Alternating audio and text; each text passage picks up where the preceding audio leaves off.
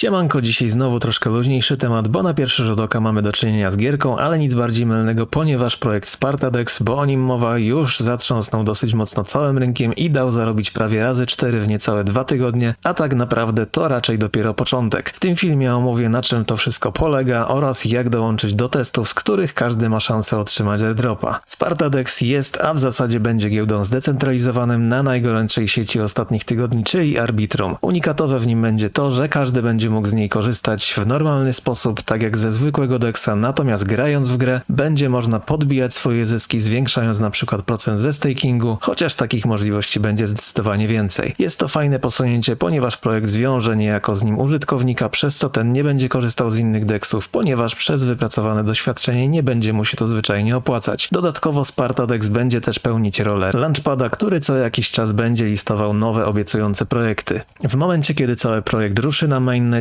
co ma się stać prawdopodobnie pod koniec maja, żeby zacząć grę, trzeba będzie wymintować całkowicie darmowego NFT Polis. Będzie to tak naprawdę twoje miasto, które będziesz miał za zadanie rozwijać. Drugim warunkiem będzie dodanie równowartości $100 do dowolnej puli płynności i będziemy mogli zacząć swoją przygodę. I teraz co najlepsze, jak już mówiłem, Polis jest NFT-kiem, więc wszystko co będziemy robić i rozwijać w mieście będzie na nim zapisywane. Każdy upgrade budynku, wypracowane dodatkowe procenty zysku i tak dalej. Wszystko co robimy będzie podnosić jego rynkową wartość i nic nie stoi na przeszkodzie, żebyśmy takiego NFT w dowolnym momencie sprzedali. Podejrzewam więc, że rozwinie się też rynek ludzi grindujących miasta i sprzedających je tym, którzy chcą zaoszczędzić czas na rozbudowę. Centrum miasta jest Senat, w którym będziemy mogli stakeować swoje tokeny, dodawać pulę płynności i oddawać swoje głosy w głosowaniach, które mają odbywać się co miesiąc. Drugim najważniejszym budynkiem z pozycji DEXa będzie oczywiście market, na którym będzie można swapować tokeny oraz kupować produkt premium, czyli gemy, dzięki którym m.in. będzie można przyspieszać budowanie naszego miasta. Znajdować się będzie w nim jeszcze cały szereg innych budynków, które będą go rozwijać oraz przynosić nam surowce.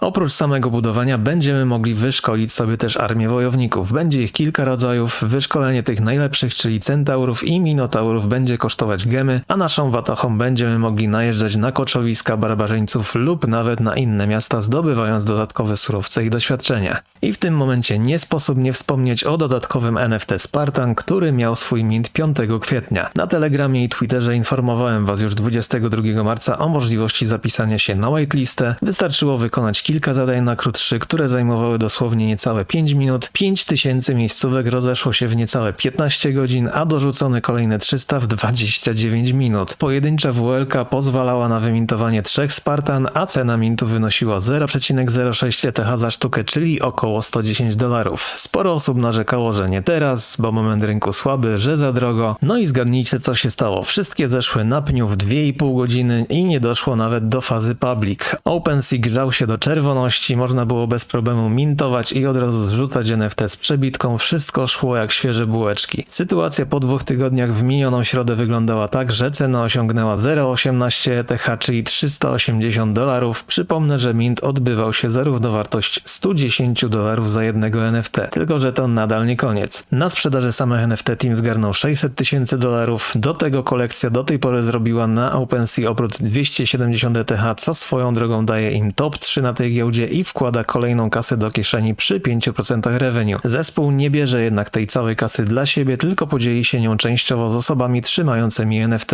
Ile tego airdropa będzie, nikt nie wie, ale na pewno można szykować się na dodatkową kasę, ponieważ zostało to już oficjalnie potwierdzone. I jeszcze jedna kwestia, NFT są cały czas nieodkryte, czyli nie wiemy jaką posiadają rzadkość. Ma być to ujawnione dopiero w najbliższych tygodniach, większość z nich będzie zwykłymi hoplitami, 300 z nich Spartanami, natomiast tylko 10 z całej kolekcji greckimi bogami. Jeżeli po odsłonięciu trafisz jednego z nich, pewnie możesz już wybierać kolor Lambo. No dobra, może przesadzam, ale na Passata klasy premium pewnie starczy. Jeżeli chodzi o funkcjonalność, to NFT będą potrzebne do wykonywania specjalnych zadań w grze oraz do trybu multiplayer, który zapowiedziany jest na sierpień tego roku. Reszta możliwości ma zostać ujawniona w późniejszym terminie. Ostatnim punktem całego ekosystemu jest token Sparta, o którym pewnie będzie jeszcze okazja poopowiadać kiedy indziej, więc dzisiaj tylko pokrótce, bo mamy jeszcze do załatwienia kwestię testnetu. Jak już wspomniałem, na początku token zostanie wypuszczony na sieci Arbitrum, ale w przyszłości ma być on multi-chainowy. Stejkując token Sparta będziemy otrzymywali nagrody, ale nie będą one drukowane z powietrza, tylko generowane z yield. Znaczy to, że będziemy otrzymywać swój udział z prowizji zawieranych na DEXie oraz z każdej mikrotransakcji za zakup gemów. Żeby uchronić się przed inflacją, nagrody będą blokowane na pewny okres czasu, żeby nie spuszczać ich od razu na rynek. Będzie można to obejść i wyciągnąć tokeny od razu, ale tylko i wyłącznie poświęcając część z nich na opłacenie daniny solidarnościowej i takie tokeny również częściowo zostaną rozdysponowane wśród stejkujących. Ogólnie ze wszystkich źródeł revenue tokena Sparta istnieje bardzo prosty podział. 1/3 z nich trafia do teamu na rozwój, 1/3 idzie na nagrody dla stejkujących, a 1/3 jest bezpowrotnie palona, zmniejszając cyrkulację, a tym samym zwiększając wartość. Początkowo ekonomia przedstawia się następująco. 50% na nagrody może wydawać się sporą liczbą, ale jak mówiłem przed chwilą, wszystkie te tokeny są westowane i objęte halvingiem. Team ma 13% 6-miesięcznym cliffem i 1,5-rocznym vestingiem, to samo advisorzy. Tokeny przeznaczone na rozwój operacyjny i marketing mają 2-letni vesting. I jeszcze mała wzmianka na koniec o tym, że dodając token Sparta do puli płynności zamiast zwykłego stakingu będziemy otrzymywać nagrody w 2 tokenach. Jeżeli ktoś jest ciekawy szczegółów tego wszystkiego, to zapraszam do white papera, link podam w opisie pod filmem. Poznaliście już projekt, teraz czas go przetestować i wystawić się na otrzymanie za to airdropa. Zaznaczam jednak, że nie jest on w 100% pewny. Team ogłosił po prostu na Medium, że jeżeli rozbudujemy nasze polis do maksymalnego 50 poziomu, może znaleźć się dla nas jakaś nagroda. Żeby dostać się do testnetu, trzeba jednak najpierw dostać się na whitelistę. Robimy to przez specjalną kampanię na Galxe, do której link znajdziesz w opisie.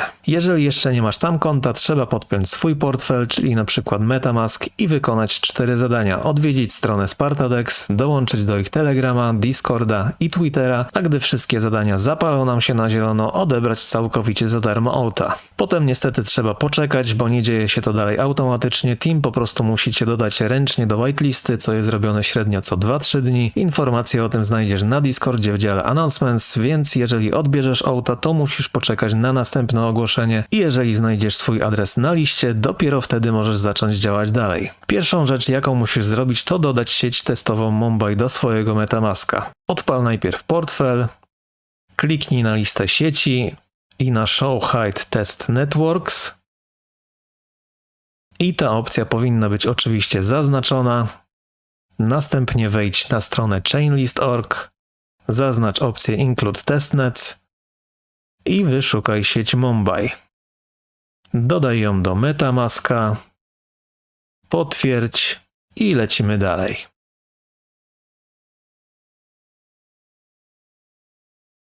Następnie potrzebujemy testowych matików na opłacenie transakcji. Wchodzimy na stronę Kranika, wklejamy swój adres i klikamy wyślij matiki.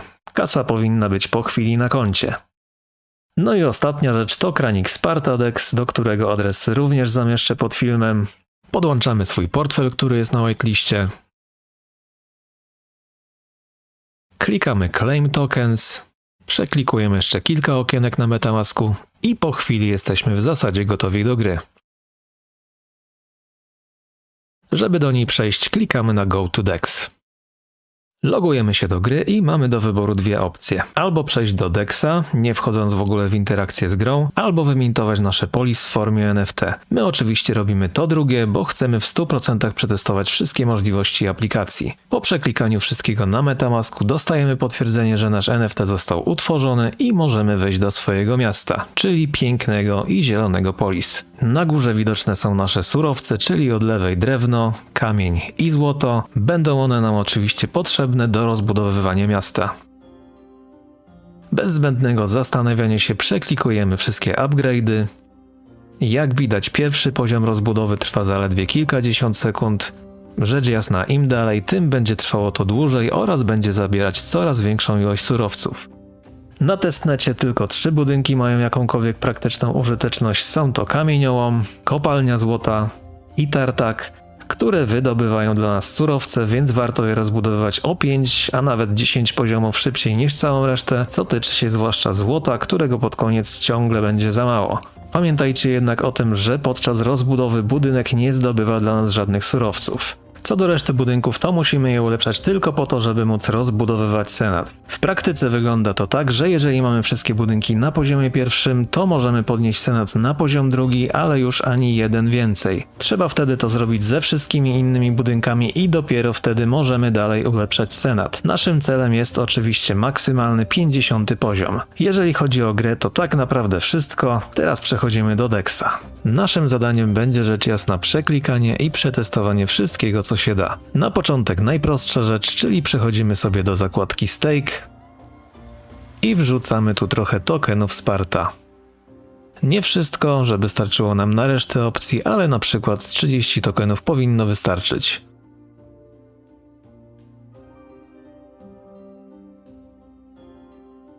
Po jakimś czasie powinniśmy tu wrócić i odebrać sobie nagrody przyciskiem Claim Rewards,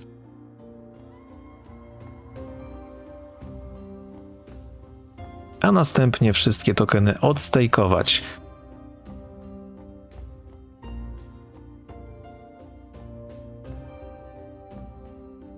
Można to też zrobić za jednym zamachem przyciskiem Unstake and Claim Rewards.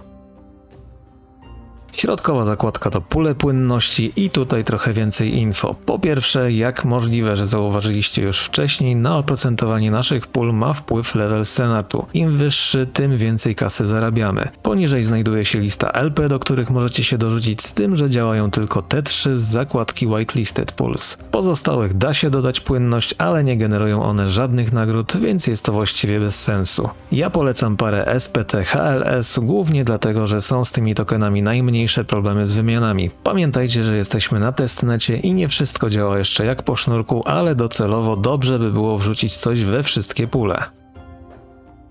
Klikamy Add Liquidity, żeby wejść w szczegóły i zjeżdżamy na sam dół, żeby ponownie kliknąć na to samo.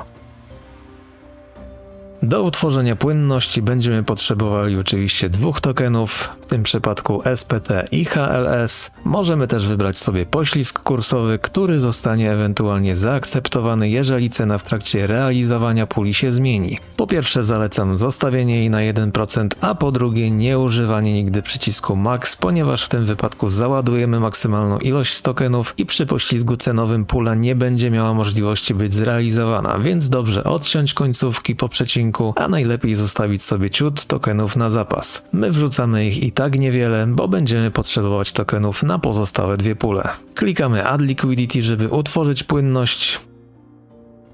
Przeklikujemy okienka w MetaMasku, żeby to potwierdzić. A następnie tę płynność musimy zastejkować, żeby zacząć za niej zarabiać. I tutaj pojawia się zagadka, która do tej pory zostaje nierozwiązana, czyli stejkowanie z NFT Polis lub bez. Nie mamy żadnej oficjalnej informacji od Steamu, ale ja obstawiam, że opcja bez NFT daje nam zwykły yield generowany przez protokół, a jeżeli dodatkowo zastejkujemy NFT, dostajemy dodatkowego bonusa wynikającego z levelu Senatu, ale są to tylko moje domysły. Tak czy inaczej stejkujemy nasze LP i zaczynamy generować na nim przychód.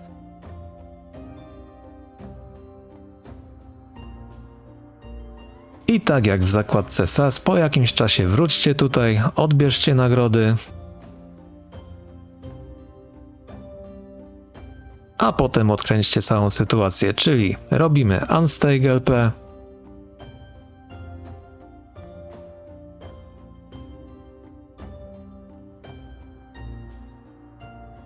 Unstake Polis NFT,